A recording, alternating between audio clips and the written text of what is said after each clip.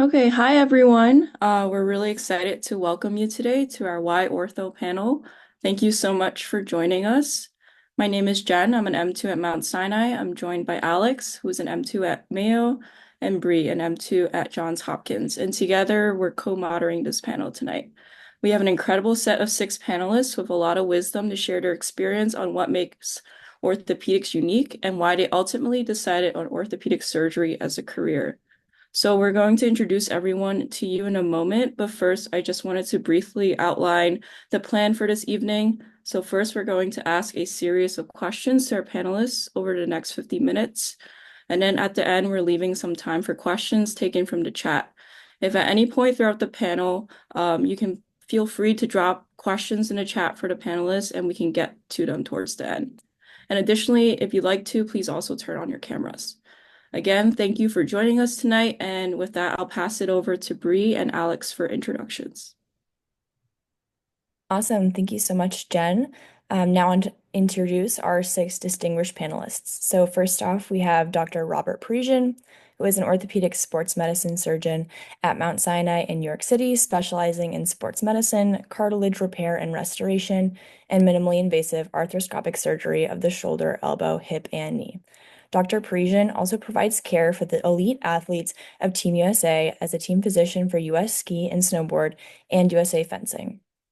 Next up, we have Dr. Sean Tabai, who is a pediatric orthopedic surgeon and director for the Cerebral Palsy and Neuroorthopedics program at Nationwide Children's Hospital in Columbus, Ohio. He specializes in limb lengthening and reconstructive surgery, as well as neuromuscular medicine.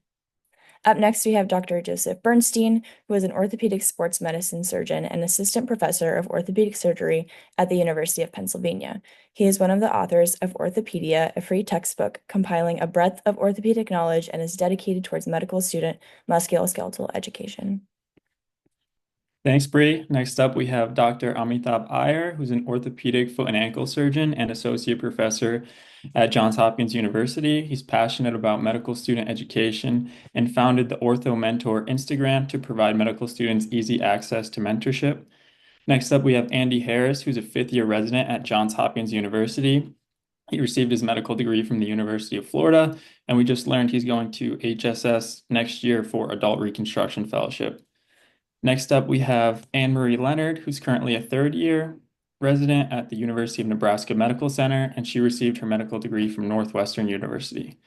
So just want to say thank you again to all of our panelists for taking the time out of their busy day to be here with us. And we'll jump right into questions.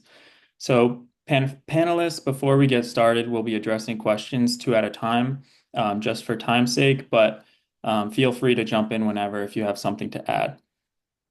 So this first question will be for Dr. Parisian and Dr. Tabai. And the question is, what inspired you to choose orthopedics as your specialty? Dr. Parisian, we'll start with you. Well, first of all, I just want to thank you all for organizing this tonight and for the MSOS for hosting. I think this is a wonderful opportunity for all of you to get involved, to grow your networks, and to get to know each other and really learn about other institutions in the process. I mean, this is something that I wish we had when I was a medical student, and that I think you guys are really going to get a lot out of and prosper from. So what sort of inspired me to get into orthopedics? I was an athlete growing up. So I grew up in a mill town in Biddeford, Maine. And so for those of you not familiar with Maine, it's in southern Maine between Portland and Kennebunkport. But I was an athlete. I had several injuries. I had some multiple surgeries when I was in high school. And then I played football in college, and same thing. I had some injuries and had some surgeries.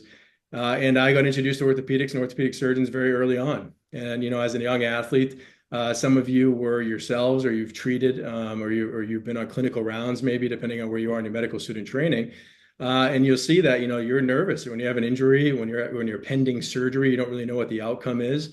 And to have people there that are really instilling that confidence in you, telling you, look, this is exactly what your diagnosis is.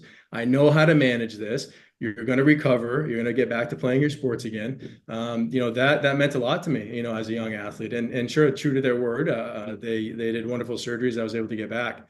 And one of those individuals, I didn't know it at the time, when I was in high school and I was 17 years old. But at the time, he was the president of the American Orthopedic Society for Sports Medicine. And he's now actually in the Sports Medicine Hall of Fame and was the team physician for the U.S. Women's soccer team with Mia Hamm, Brandy Chastain, and that group when they were there. I don't know if many of you remember that team. I might be aging myself here. But his name was Doug Brown, and he happened to be a main guy, and he treated me, and he became a great mentor. So I had that opportunity to really get exposed through them, and happened just to have somebody who was very involved, and then also very involved in teaching and in the different societies. So that's really sort of how I got introduced to orthopedics, and for me, it was sports medicine specifically what I wanted to go into. Thank All you for right. Thank you for that answer, Dr. Parisian. I could definitely relate. I've had my fair share of orthopedic injuries as well. Dr. Tabai, we'll move on to you. All right. Well, that's gonna be hard to follow, but yeah, thank you guys for having me. I mean, I've been part of MSOS since the inception, so seeing it grow has been, in a way, an honor. And seeing people like Amy here who've been here from the beginning is great, and seeing the new generation as well. So, I mean, I was an athlete too, Division I swimmer, but luckily I had no injuries, so I don't have that same story. But what got me into ortho was my rotations. I'm not gonna lie, when I started medical school, I thought I wanted to go into radiation oncology. I have no idea why. I think it's because it was competitive and we're all competitive people. So that was in my head. But once I started my rotations and met, orthopedic surgery residents, orthopedic surgeons in the OR and in the clinic, it was in a way a no-brainer. And not only was it the right fit as far as personalities and the people, but just seeing the breadth of the surgeries they were doing, seeing that you could take care of kids to, the elderly, the different types of procedures that were possible, and just being able to make people better really quickly was something that just, I gravitated towards. And ultimately, I can't harp on, you got to find the people that you get along with the best, because those are the people that you're going to be with the majority of your time. So that's really what drove me to it. And, now that I look back, I can't imagine anything else. Dr. Tabai, I think we're all glad you saw the light of orthopedics and we're stolen away from radiation oncology. I mean, now yeah, when I look back, I'm like, what was I thinking? But, it was my competitive drive that I thought was where radiation oncology was, and I was way off. Maybe I should have swam. I'd have two less shoulder surgeries, two less knee surgeries. I mean, I'm probably one of the only swimmers who never had shoulder issues. That's probably why Awesome. I didn't choose sports. Thank you both so much for those really insightful responses on how both personal experience and rotations can really influence your specialty choice. Next up, the next question will be to the residents. So Anne Marie and Andy, how have your mentors or role models influenced your choice to specialize in orthopedics? We'll start with you, Anne Marie. I was fortunate to have early exposure to orthopedics.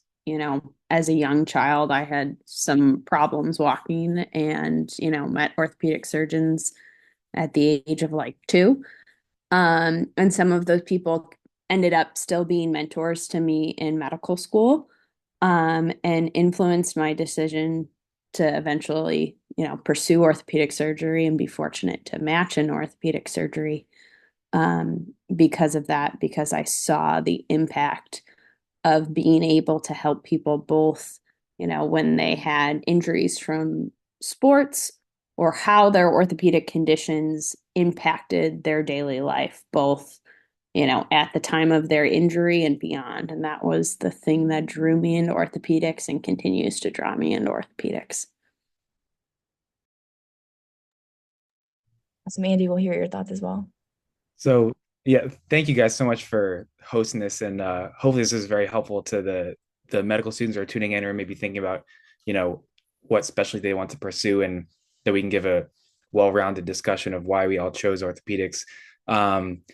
In terms of mentors, I was fortunate to have a few mentors that I think that really inspired me, and their passion for what they were doing certainly rubbed off on me. I personally did a research year between my third and fourth years of medical school, and the person I worked with is Dr. Khaled Kabash, who is at Hopkins, and he is. I was fortunate to be able to observe him in the OR, and I think he's known to a lot of people as being a really technically skilled surgeon that is doing mostly revision spine deformity surgery. And for anyone who has seen these patients before, they're often extremely disabled by their condition. They have seen a lot of other people and had problems for years resulting from their spinal deformity. And many of these patients get back to their daily activities and whatever that might be, and playing with their grandkids, getting back to their job. And, I think that's not unique within orthopedics, that you can really have a transformative effect on a patient's function. And I think that the process of finding mentors and developing that relationship is something that could start as early as your first year in medical school. It might not happen until you're a third or fourth year medical student, but either way, I think that searching for mentors is important. You might not, the first person you interact with might not, be the right fit for you, but I would encourage you to, keep talking to people, email them, work the connections that you've have developed. And I think that you will eventually find a mentor that is the right fit for you. And hopefully that person is as inspiring as some of my mentors were. Thank you so much, Andy and Anne-Marie, for your insights on mentorship and how to influence your decision to go into orthopedic surgery. So next, I'm going to ask a question to Dr. Iyer and then Dr. Parisian. So was there one moment when orthopedics kind of clicked for you as your specialty choice, or was it more of a series of experiences? I will echo what everyone said prior to me, which is, thanks for having me. And I think this is a wonderful opportunity to showcase some of our personal experiences and to encourage people to think about how their own have or are influencing their decision to pursue a specialty, and hopefully orthopedics as it were. I cannot say that I was the collegiate athlete who had a surgery that drove interest in orthopedics. And certainly if you ask my mom, she will still to this day tell you, I can't cut vegetables, so how on earth would I become a surgeon? And I think about that literally every time I'm making an incision. And when she calls me into the OR from time to time and I answer, she's like, are you actually operating? I'm like, yes, I'm actually operating. So I find it funny because as it's almost surreal, now in my 10th year of practice, sort of looking back as to what drove me to kind of really, what was that aha moment? And I went into medical school wanting to do, ironically, pediatric oncology because I got along well with kids. And my mom had passed away from cancer, as several of you know.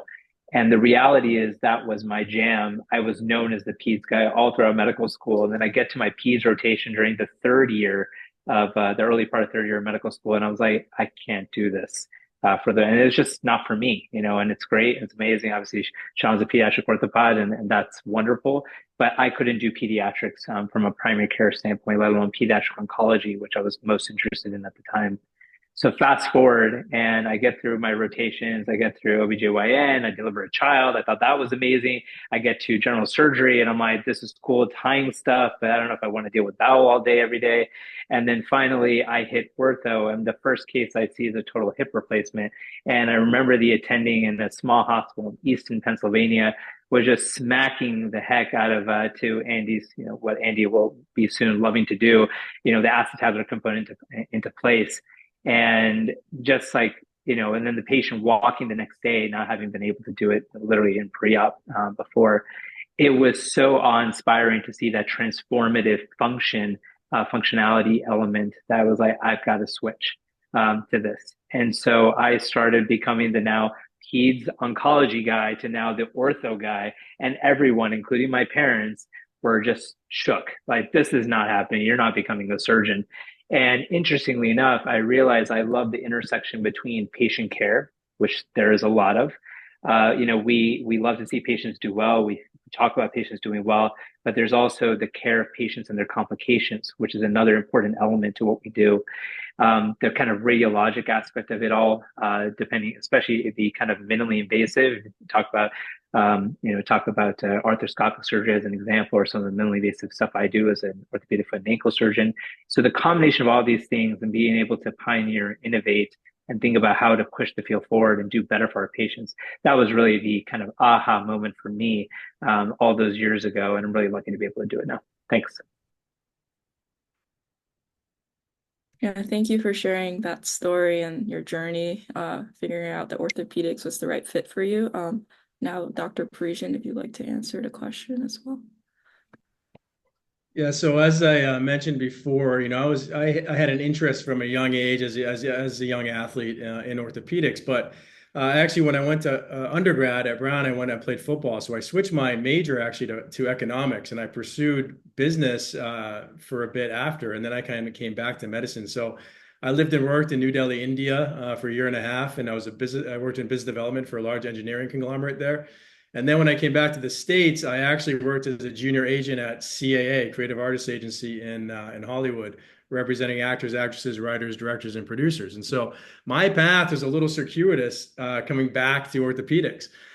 So although those were wonderful experiences, I did want to highlight that many of you here today, you have your varied backgrounds, and I don't know what sort of experiences you've had, prior to medical school. I came back to it after having that career sort of in New Delhi, India, then having worked in Hollywood, with that crowd of people, and again, I enjoyed both of them. But I came back a little bit older coming into medicine, and had those experiences with me. So you all have your varied experiences that are going to make you very unique, moving forward in your practice as physicians, but also as you start applying for residencies and fellowships. And so I would really sort of own those and highlight those, I think, when you're moving through. But for me, I came back to orthopedics and medicine. I contacted my mentors of the past. For me, it was the ones that operated on me, or my team docs. And so they were already on speed dial. So that was easy enough. And then I came into orthopedics knowing that I wanted to be an orthopedic sports medicine surgeon. And that was why I came to medicine. So, as you know, a lot of your classmates are not sure when they come into medical school exactly what you want to do. And of course, that's fine. You want to figure out, I think, is it surgery versus non-surgery? And then from there, you can kind of eliminate as you move along. But I would emphasize, like anything in life, you have to get out there and you have to experience it. So in medical school, even though I knew orthopedic sports medicine, I put myself in the office in the OR as often as I possibly could with anybody who was willing to take me and to mentor me and to allow me to spend some time with them and to observe.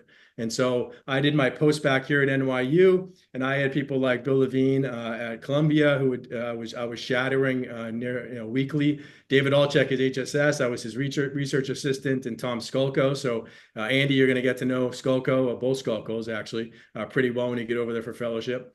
And then in NYU and at Mount Sinai as well. And that turned into a great opportunity. Fast forward 16 years, staying in touch with these folks who I shadowed and observed, and who just became very good friends and mentors over the year and helped sort of guide, my path.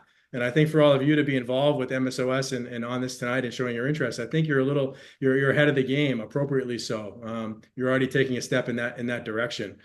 So that, for me, it was orthopedic sports medicine the entire way. But I would say, get yourselves out there, get yourselves into clinics, figure out if it's ortho is really for you. Not the interesting stuff that we all find very interesting, but the bread and butter stuff.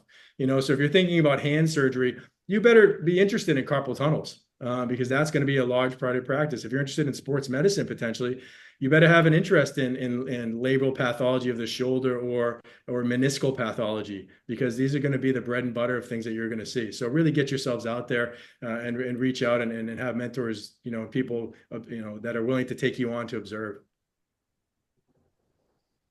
Thank you. Dr. Parisian, I'm looking to pivot it back into Hollywood. Is that something that you could help me with at this point? Yeah, me too. Or sports agent. Yeah. I think you guys chose the right career path in medicine. I don't know. I can see central casting right here, though. That's amazing. I think I might have come across your headshots a few times. I'm not sure. Well, thank you, Dr. Parisian, for the advice, and what a journey to orthopedics it's been for you, it sounds like. This next question will be for Dr. Bernstein and Dr. Tabai. So what aspects of orthopedic surgery do you find most fulfilling, and how has that influenced your career satisfaction?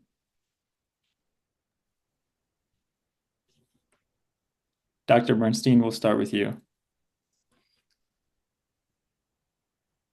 I think you're on mute, Dr. Bernstein.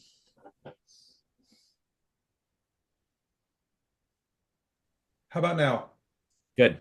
Thank you.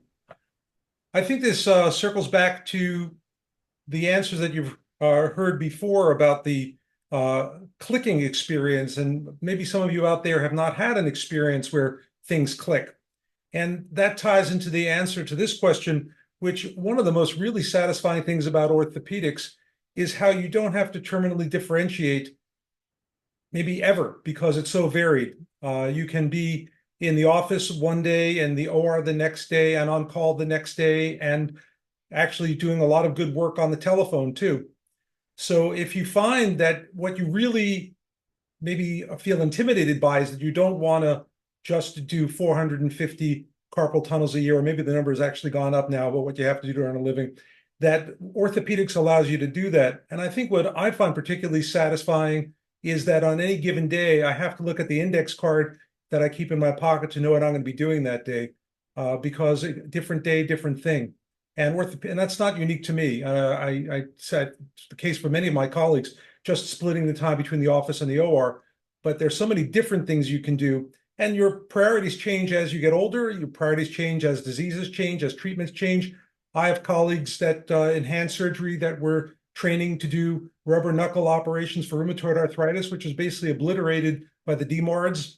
They're doing stuff that they didn't do in their training. So there's a lot of pivoting to do. There are a lot of unanswered questions in orthopedics, so you know that you're going to face a lot of varied challenges. And I find the variety is probably the single most important appealing thing about orthopedics for me. Thank you very much for that wonderful response, Dr. Bernstein. Dr. Tabai? Yeah, I mean, that was great. That was a great response. And for me, one of the most gratifying things is just you're helping people move and you're allowing motion in life. I think, without moving and motion in life, we really aren't able to experience the day-to-day things. I mean, we take that for granted sometimes as people that, fortunately are all healthy and young and active, that just being able to get out and do stuff is something that is so important to so many. For me, it's so gratifying knowing that I take care of children, young adults, and especially a group of people that, their quality of life is affected. And if I can make any difference to improve that, it's so gratifying. So, knowing that you're making a difference, knowing that, you can make a lifelong difference for someone, is something that's really important to me and helps me kind of get through those hard days and those hard months and years, and allows me to realize the importance of, developing my craft. So hopefully that answers that question. All right, thank you so much for those great insights on how impactful ortho can really be in patients' lives. This next question is for Andy and Anne Marie. So I think a common thread we've been seeing is that, opinions can change throughout medical school. So was there another specialty that you were strongly considering alongside orthopedics? And if so, what made you choose orthopedics in the end? Andy, we'll start with you. Yeah, so I had a pretty firm idea that I wanted to do orthopedic surgery when I started medical school. I realized that I didn't quite know what that meant. So I tried to test out the hypothesis that every other specialty, would that work or would that not work? So I tried to make the most of my third year rotations and really put myself in the shoes of the people I was working with and say, is this the right thing for me? Is this better than orthopedic surgery? And ultimately, maybe I came closest to thinking about doing primary care sports medicine, which if people aren't familiar with that, it's basically, you can do that through either emergency medicine, PM&R, or family medicine, and you can treat athletes and people with musculoskeletal issues non-surgically. You do some procedures in the office and whatnot, but I ultimately decided that was very different than orthopedic surgery. and the things that I would be doing were very different. I really liked being in the OR. So there is, for people who have been in a surgical case, you might know what I'm talking about. There's just this certain environment of, taking care of a patient, and the team is all working towards the same goal. And it's so much different than being in a clinic or anywhere else. And so I decided I really couldn't go without doing that. And I feel like the delta by which you're able to really improve someone's function is probably greatest when you're doing a surgical procedure for their whatever their diagnosis is. So there's a lot more to it than that. I could go on and on about the differences between orthopedics and primary care sports medicine, or all these other specialties that involve musculoskeletal health. But the more I put myself in those positions and tried working with as many people as I could, I felt like orthopedic surgery was best for me. Thank you so much. Anne Marie, what about your thoughts? I have a similar kind of background to Andy, that I came in, I decided to go into medicine early in college, and then shortly after that was, really thinking about orthopedics strongly, and that, stayed throughout most of medical school. But, like Andy, and, like I'd encourage all of you, one of the hallmarks of being a good applicant into orthopedics is that you're a good medical student. That'll get you really, really far in whatever you do. And so I did try to, think about every subspecialty, and, I always was drawn back to the OR. There was nothing else like it for me in medicine, or, in, anything else I wanted to do. I wanted to be in the OR. And then, I think in medical school, you don't often have enough time to explore all of the surgical subspecialties. But I think one of the moments I knew orthopedics was the moment for me was when I heard an attending surgeon in a case that was not in orthopedics talk about like something being their most satisfying moment of watching a procedure or of doing a procedure. And at that point in time, I had just been watching things, and I was like, I think I know the feeling that physician was talking about. But it was not in an OB-GYN OR, it was in an ortho OR. And, that still is one of the most satisfying moments of a procedure for me.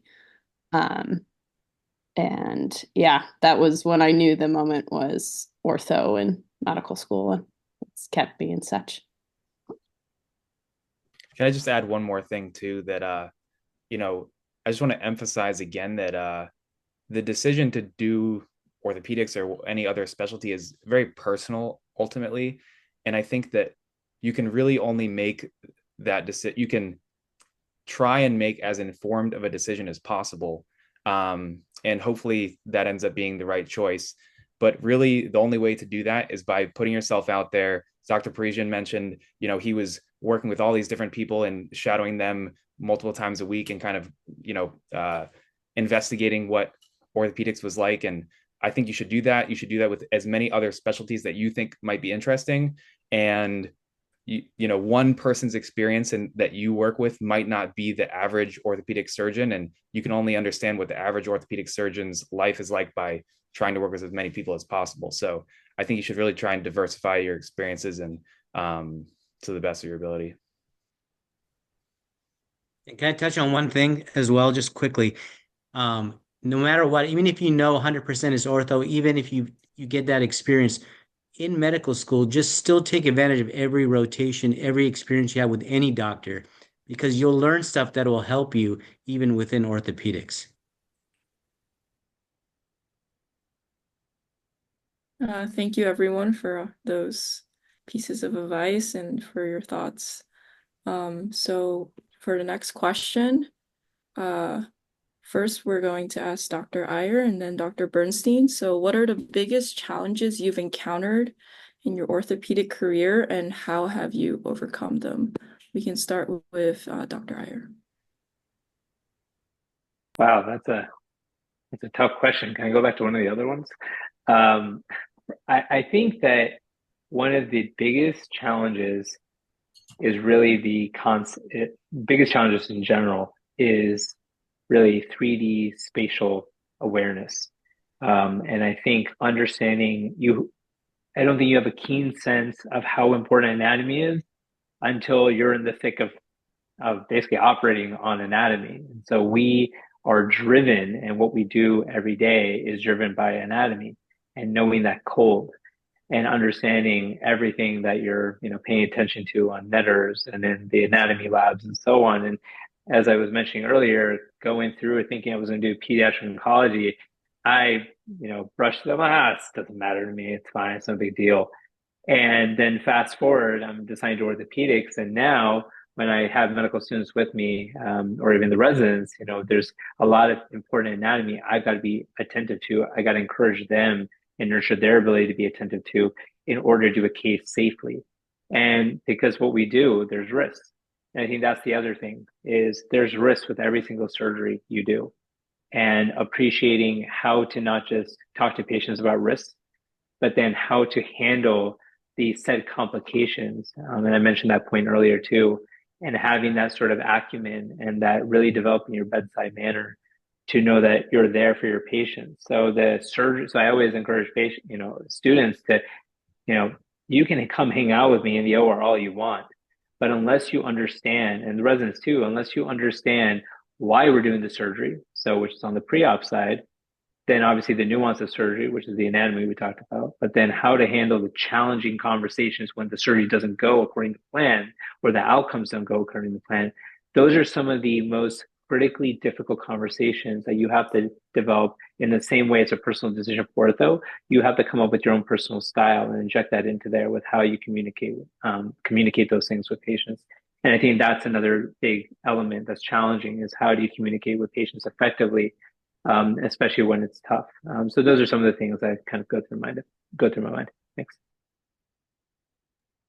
Yeah, thank you for sharing those thoughts and all the different things that may be challenging in the field of orthopedics. So Dr. Bernstein, what are your thoughts as well? Well, I think the way the question was framed, sort of, as I say, begs the question because it assumes that I've overcome these challenges. But I'd like to speak about a challenge that I think that not only I face, but probably all of you, and no matter what field you go into, will face. And that is the balance between specialization and diversity in the small d sense, as I mentioned earlier about orthopedics being so appealing because you do so many different things. Dr. Priesen mentioned a moment ago he studied economics, and he can back me up on this, that the wealth of nations comes from specialization and trade. That is getting good at one particular thing. And I know that I would probably be a better knee arthroplasty surgeon if all I did was knee arthroplasty and get all the nuances down. And if you see this on rotations, you'll see people who seem godlike in surgery. It's almost always because they took a lot of snaps under center there. This comes from practice. Yet on the other hand, devoting yourself to that practice with the 10,000 hours being the mythical goal, you can't do very much of anything else. So you're going to find, no matter what you go into, that there's going to be this tug of war going on between doing something really well, requiring a lot of undivided and focused, almost blinkered attention at it, and yet wanting to be interested in many things at once. And for me, it's been a bit of a challenge. I've given up a lot of things because I just don't do them very well because I don't do them enough. So I think that's the only way you can do it and look yourself in the mirror. But it's very difficult if you know that your partners who are doing something exclusively are just going to do it a lot better than you. So there's a balance all the time between finding that specialty niche and also taking advantage of the rich pageantry of stuff that orthopedics has to offer. You're going to find that I'm in my PGY 34 right now, and it's still an ongoing challenge. Thank you. I'd like Go to for add it. Can I decide to add to what Dr. Bernstein was saying? I mean, it hits on such a special thing that, we think of orthopedics, but there's such a wide variety of things that you can do within orthopedics, right? So, from arthroplasty to sports to hand to oncology, trauma. So really, I think that orthopedics does offer a place for most everybody in just figuring out what you want to do. In addition to that, then you have to know yourself, and obviously you'll gain experiences as a medical student, and then throughout your residency. But are you the type that wants to live in a smaller community? Are you the type that is interested in taking trauma call and caring for your community in that manner? Do you want to go into a large academic medical center? Do you want to be in a city? And so these things are going to, you're going to learn along the way, and you're going to sort of figure out for yourselves. And what you think you may know now may very well change as you get through your training. So if you're going to be in a large city, large academic medical center, chances are you're probably going to be more subspecialized, and you're going to have other colleagues that are more subspecialized. If you go back and live in, say, where I grew up, or where many of you, I'm sure, grew up, in different parts of the country, you might have an opportunity to be a bit more of a generalist orthopedist, or take some more trauma call and do things like that. So all things to sort of consider when you're thinking about what your path may be. There's a lot of variety out there, even within the orthopedic community. Yeah, I'll just add one. I'll just piggyback off that real quick. I mean, I came in thinking I was going to do joint replacement, and I was set on that. And that was in part based on mentors I'd had during my research year between med school and residency. And then I got to my joints rotation during residency, and unfortunately decided it wasn't for me. And that I appreciated the outpatient nature of hand sports and foot and ankle.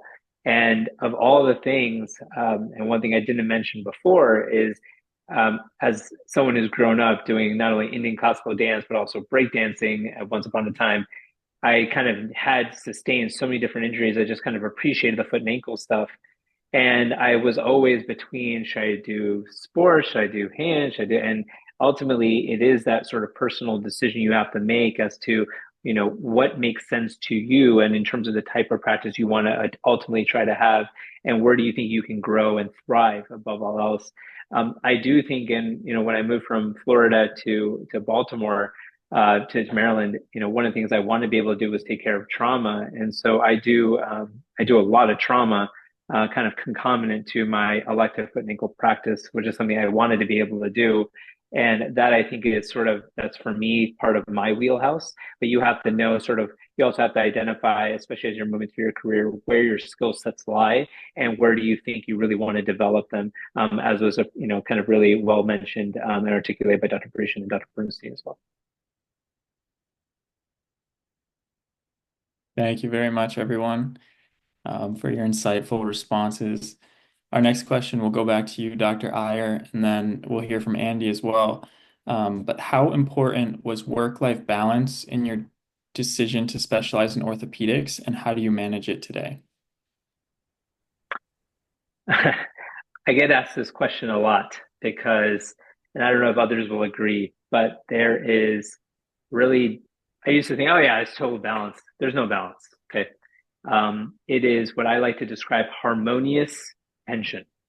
And I say it because you're being pulled in multiple different directions. As a perfect example, right before I jumped on this, I was giving my kids a bath, before my wife was, kind enough to put them to bed. So there's personal sort of obligations you have. There's professional obligations. There's your clinical obligations. Literally, while others have been, talking and describing their, amazing experiences, I've been getting multiple patient messages. And responding to them. So the reality is finding that sort of way of navigating it that for you and the way you mentally and physically sort of stomach it is very important. And with every specialty and every sort of discipline of orthopedics, and in orthopedics, it's going to be there regardless of whether you're more of a generalist or whether you're subspecialized, as many of the faculty on this call. But how do you sort of figure, where do you put your priorities? And how do you prioritize what's most important for me personally? My family is my number one priority. And as a result, everything else sort of follows suit. So I have now become, because of that, especially in the last few years since we've had our, two kids, become a lot more efficient with the way I handle a lot of things, which means I can free up and be much more intentional with my time with my family. And then obviously on things like this, which are so important. And really kudos to the MSOS, crew for continuing that legacy over the last couple of years. So I think that that's an important thing. And I think a lot of times when I talk to students, they're thinking matching and, getting to residency and all that, that's obviously important. But what people are not necessarily thinking about is what's going to happen down the line and how are you going to navigate all of that. And while it's not something you necessarily have to answer right this second, it is something you have to start thinking about. And it's not something I thought about at that time. And I wish I had, because I probably would have been a lot better about establishing that harmonious equilibrium with the tensions in my life than I would have previously. So picking foot and ankle was not necessarily a decision that was influenced by work-life balance per se. It was more influenced by, hey, where I could do sort of a mix of everything. I could teach, I could do research, I could innovate, be involved with industry, and kind of do what I want to do in terms of my practice. But I'm very intentional about what I do day in, day out now with my practice, my professional and personal obligations, in terms of trying to find that sense of balance. But that's just my 2 cents. Thanks. So Yeah, go for it, I Andy. think the question about work-life balance is important and something people are definitely understandably want to know a lot about when deciding between specialties. I think that there are two parts of it. Maybe one is the work-life balance in residency of different specialties, and then after residency. Orthopedic surgery is definitely a demanding residency in general. I think that that is partly due to the fact that there always needs to be somebody in-house on call, and the call is typically pretty physically demanding, and you have to do procedures and reductions and laceration repairs and stuff, and there are sometimes emergent operative things that have to go overnight, which many specialties don't have that component of them. And often you have sick patients who are in the hospital who you need a team of people to round on in the morning and deal with all of that stuff. So those things I think contribute to the residency being somewhat more demanding than other certainly non-surgical residencies and maybe other surgical residencies also. I think that if work-life balance is your primary concern in choosing a specialty, there are definitely other specialties where the ability to have a better work-life balance is easier. But I think that in orthopedics, it can be what you make of it to some degree. There are certain specialties where all of your patients are admitted to the hospital and it's necessary that you're on call all the time, and maybe that's a function of your job or specialty or whatever. But then there are other orthopedic specialties where you do mostly outpatient surgeries, you see patients in clinic, your job specifically might require that you're not taking a lot of call. So I think the work-life balance can be better than other subspecialties. I think that when you start to work with and shadow other orthopedic surgeons, you'll see people kind of all over the map. There are some people who are extraordinarily busy and seem to have a great work-life balance, and they are able to juggle that and spend time with their kids and family, and that is probably just a function of who they are, and they're able to balance things very well. There are other people who I think don't have as good of a work-life balance, and I think that's partly because there is something so addicting about orthopedics, and it's so interesting and it's constantly changing, and you can really make that your life's dedication and hobby if you really want it to be that way. And I think there are a lot of people who do that and are very satisfied, and other people might see them and think that they don't have a great work-life balance, but it might be that they are just so passionate about orthopedics and that's what they love to do. So yeah, I mean, this is a very individual conversation and decision, and it evolves from residency to after residency and kind of your goals and your significant other and whatnot. But I think the short of it is you can have work-life balance in orthopedics. You can not have that if you want, and many times that's because it's such a great thing you can devote your life to. Can I chime in here just a little bit, please? This is a very, very difficult question to talk about, especially while we're talking at you. And the only thing I would suggest in this regard is reaching out to people individually and finding out how they do it. I put my email, as did a lot of others, in the chat. I'm happy to talk to you. I should also tell you I have nothing to do with residency selection at Penn, so I can talk to you off the record a little bit too. And this is very tricky.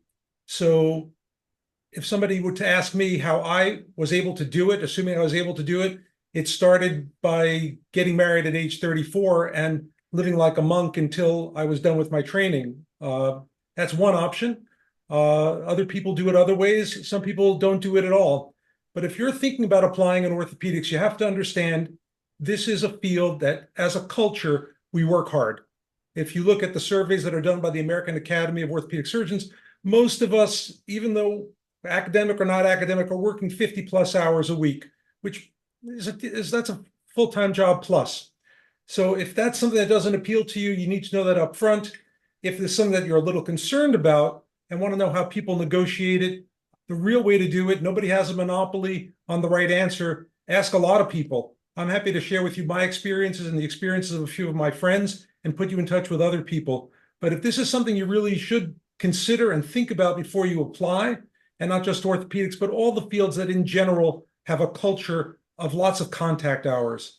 And this is something that scared me. I have a biological need for needing 7.5 hours of sleep. I was very intimidated by doing surgical training because that's really not compatible with 7.5 hours of sleep, and had to give up a lot of things to get there. If you have individual concerns, you should talk to as many people as you can and find out what their solutions were. And I think it can work.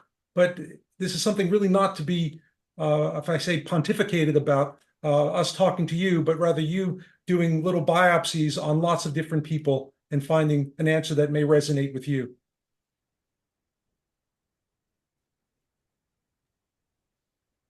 Great, really thoughtful answers from all the panelists. So thank you so much. I think it's a very hot topic and something that is also extremely personal and individualized as well.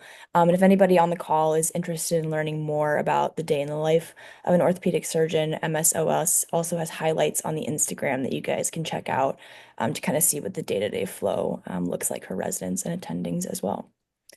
So we have about 9 more minutes left for the hour. So coming up on our last few questions here, this next one is for Dr. Parisian and then Anne-Marie.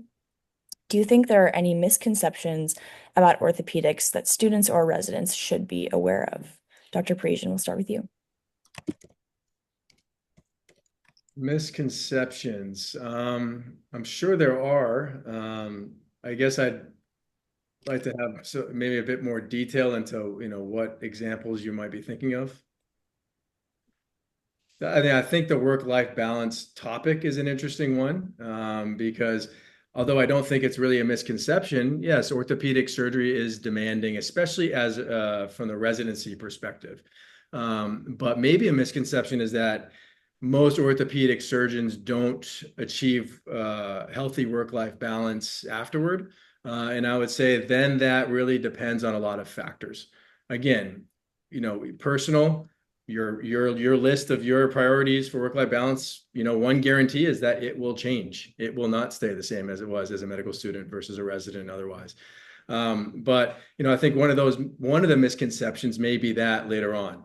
And so meaning we're here this evening because I think it's vitally important to mentor and to share experiences and to sort of collaborate with and help the next generation of future leaders in orthopedics, such as yourself.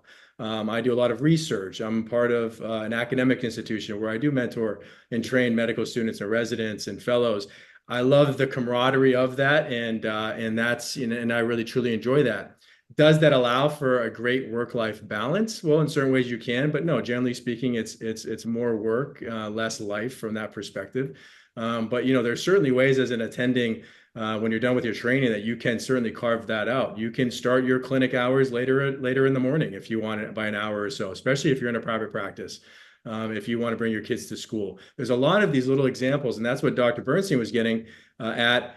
Really talking with people that are in that environment and are doing that and are at different phases in their career. How did some early career people do it? How did some mid-career people do it? How did people adjust things later in their career? And the more experienced you get, you can certainly do that. So I think that probably is one of the misconceptions of orthopedics, is that we really can't, achieve that work-life balance.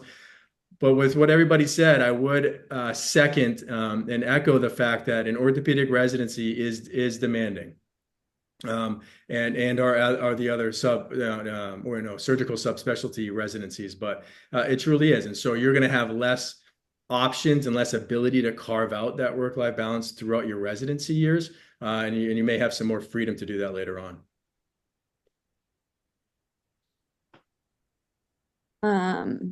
I think one of the other misconceptions that we haven't really touched on is, orthopedics has historically been a field with a lot of, big, strong men. I'm a 5'2" female.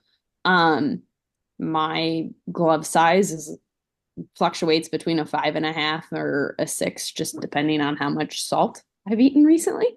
Um, and so most things aren't built for my hands surgically. Like that's not a problem specific to orthopedics. That's a problem across a lot of surgical subspecialties. Um, but I haven't, found that there hasn't been something I've not been able to figure out how to manage because of that.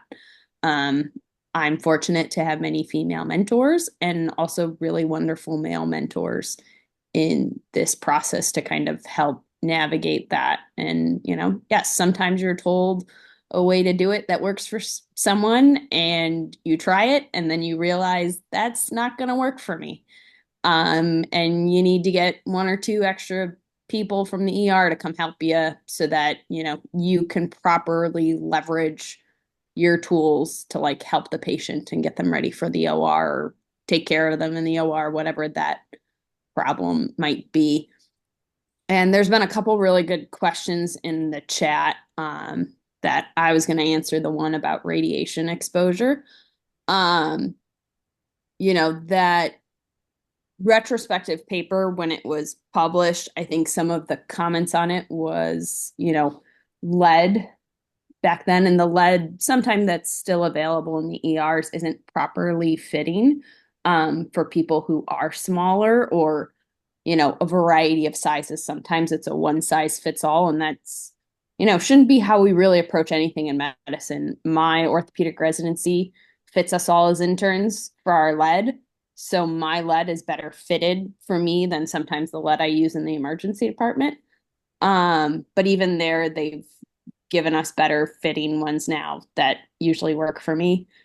And then the other thing is some women will put axillary shields because the risk is in the upper outer quadrant, which isn't always well protected. And I know a couple of my colleagues have gone and had that added to their lead as this has kind of become something that is, more within the awareness in recent literature.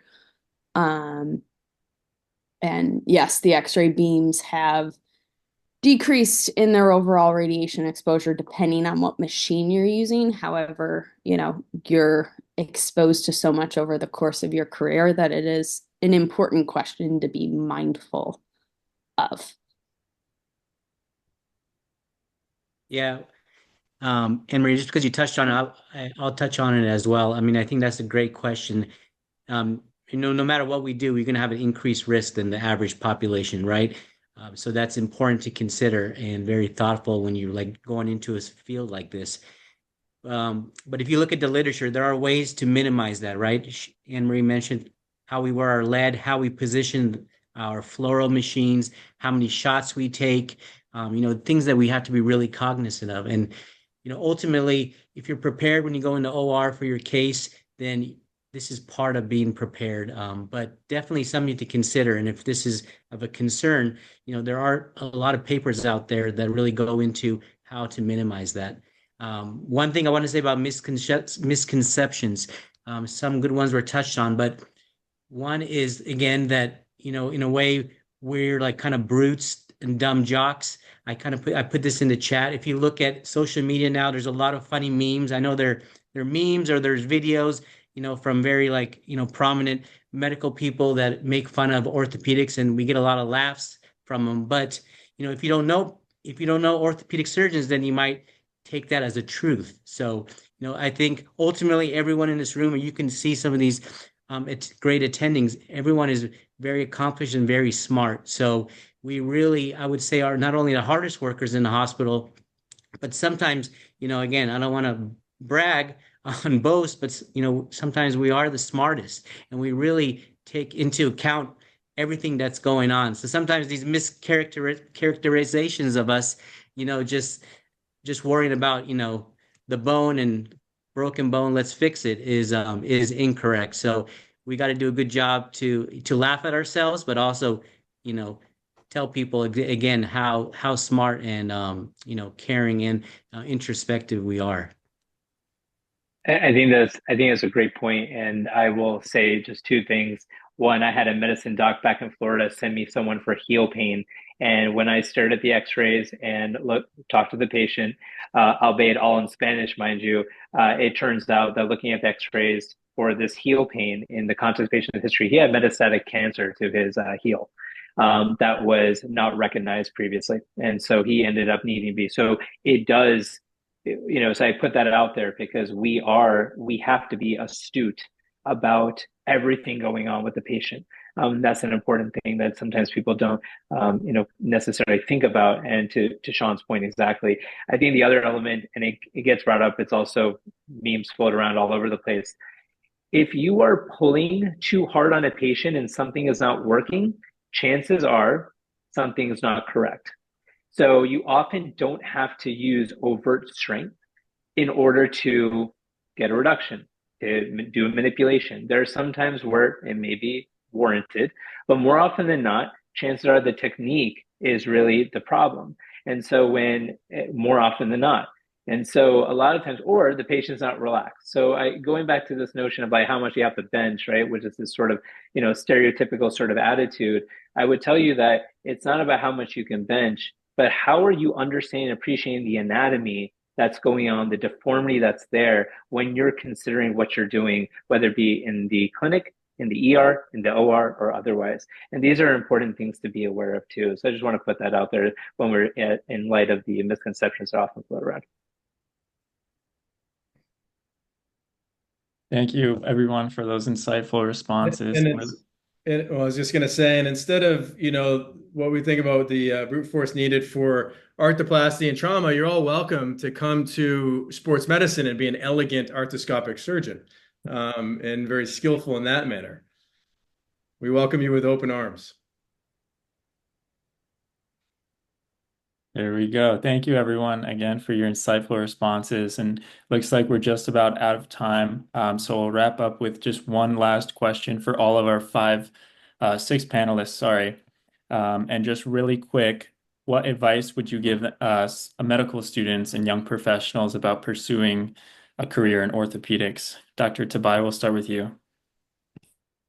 What advice I would give? I mean, a lot of it everyone's already doing is just, make connections early, learn as much as you can about the field, ask all your questions. There's no wrong questions, and get involved as early as you can. Because the more you know as a medical student, the better you'll be prepared, not only to get a residency, but when you become resident. So I think Dr. Bernstein mentioned there, joining organizations like AAOS, in addition to the student organizations, are very, very, very important.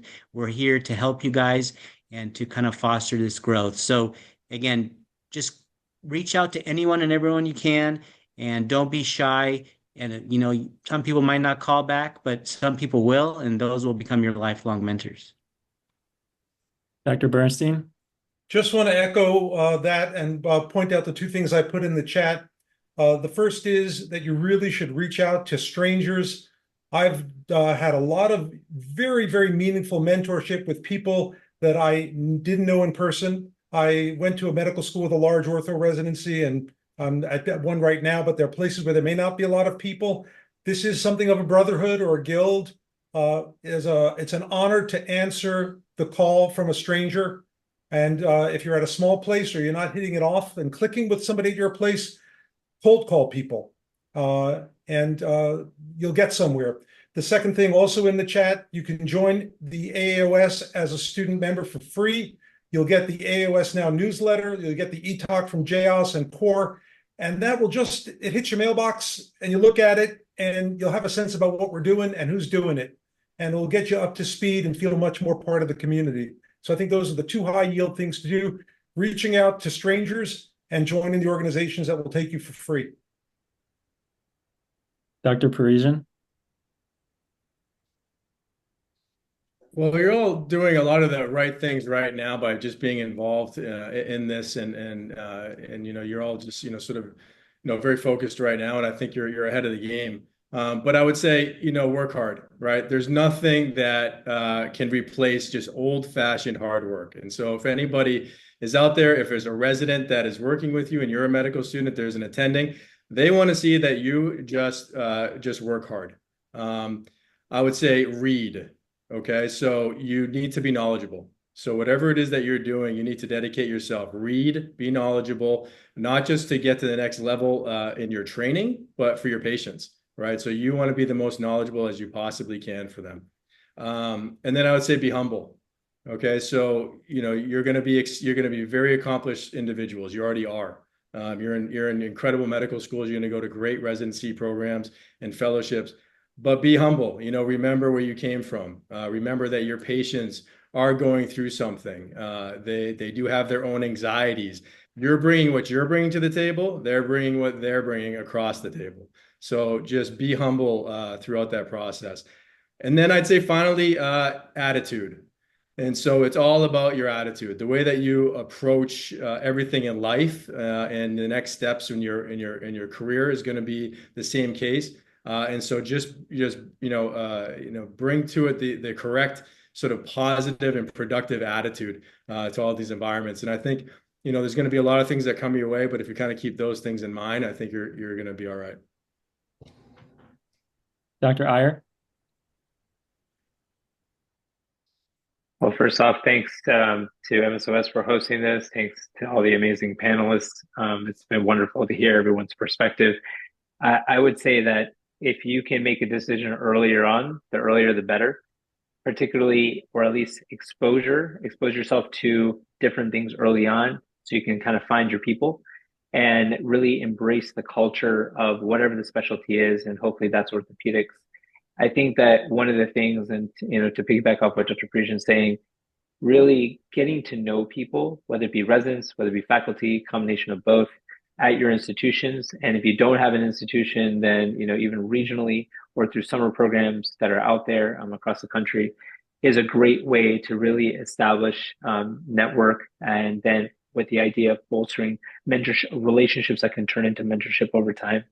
I think that's perhaps one of the most important things. And as it was mentioned earlier, the first, set of folks may not be the ones you click with, but there's obviously plenty of individuals, including, the esteemed folks on this call, that you can connect with and really, get to know these folks and how they, what their journeys are about and how they handle things in residency, how they handle things in life, in practice, and understanding all those nitty gritty will allow you to appreciate, hey, if this is the right career choice for you, and then start thinking about how do I demonstrate interest further and kind of develop your passion, whether it be by research or other opportunities as well.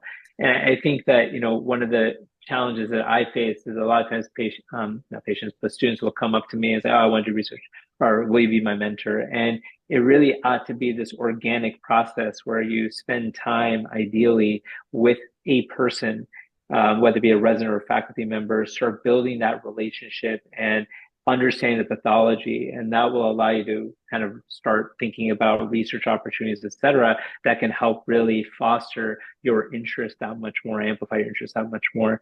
So I think that's one of the key things I would share. Start thinking about it as early as you can. Start finding your people. It may not just be one, singular individual. It's often common to have sort of this board of individuals that make up your mentorship network, as it were. And don't hesitate to reach out. I can't tell you the number of times I have reached out to people sort of, cold, and the returns on those relationships I've invested time into have been amazing. So even for the folks on the call, obviously, put my own contact info. Others have done that too. Don't hesitate. I mean, we were in your shoes just once upon a time. So we all fondly remember those days. So really take advantage of these opportunities to network. Thanks. Anne-Marie? To echo what everyone's already said about mentorship, it's been incredibly important in my journey, which is why I enjoy, participating in events such as this one that MSOS so often puts on, and they're all wonderful. And also, as you're exploring medicine as a whole, especially for the M1s and M2s, a majority of my mentors are orthopedics, but, don't forget that sometimes you're going to find mentors in, unsuspecting fields or specialties just because they are more similar to you as a person or connect with you on some other level. And those are also really important mentors. One of mine happens to be a family medicine physician, and every single time I talk to someone about smoking and my usual spiel, I talk about something she taught me just when we were having a conversation. And then at the end of the day, think about the patient experiences that you're going through in medical school and those interactions and, the people that stick with you and the interactions that stick with you the most, stay true to those and, stay curious for your patients. And then, you know, your career trajectory will be, rooted in that. And then also the people, the cases and the things you can't stop thinking about, those are where, your most impact is going to be. And last but not least, Andy. Those are all some tough acts to follow. Obviously, a lot of great things said. Definitely like to echo Dr. Parisian's points about hard work and staying humble. I think that those two things can take you a very long way. I think that the decision of which specialty to pursue is obviously very personal, and I think requires a great deal of personal reflection that you might have never done before on the level that's required to make the decision. And there are all these factors of what your family wants you to do, your friends, maybe you've established mentors in other specialties, and it can be very hard to commit to a decision of which specialty you want to pursue. But I think that you should really take some time, and after you've gathered enough experiences, and sit down and think, what is best for me. If you decide that it's orthopedics, go for it, work hard, remain humble, and I think that works out for the vast majority of people. But there's it's hard in this 1 hour webinar to really get personal with everyone, or it's impossible. But this is ultimately an individual decision on your part, and hopefully some of this helps.